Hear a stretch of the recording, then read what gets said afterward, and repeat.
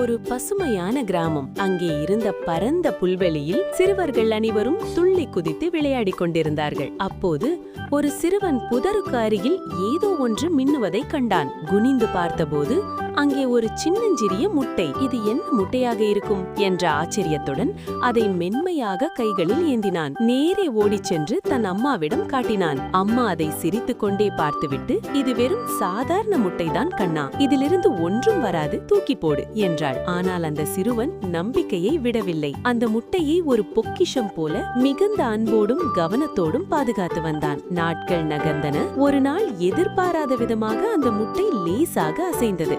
அம்மா, அம்மா, இங்கே பாருங்களேன் என்று அவன் உற்சாகத்தில் கத்தினான். மெதுமெதுவாக அந்த முட்டை உடைந்தது. அதிலிருந்து ஒரு குட்டி பறவை மெல்ல தலையை நீட்டியது. அம்மாவும் மகனும் ஆச்சரியத்தில் உறைந்து போனார்கள். அந்த பிஞ்சு பறவைக்கு தானியங்கள் ஊட்டி அன்பால் அரவணைத்து வளர்த்தார்கள். காலம் உருண்டோடியது. அந்த சின்னஞ்சிறு பறவை இன்று தோகை விரித்து ஆடும் ஒரு அழகிய ஆண் மயிலாக கம்பீரமாக வளர்ந்து நின்றது. அதைக் கண்டு அந்த கிராமமே வியந்து போனது. நினைவில் கொள்ளுங்கள், அசைக்க முடியாத நம்பிக்கை இருந்தால் அதிசயங்கள் நிச்சயம் நிகழும்.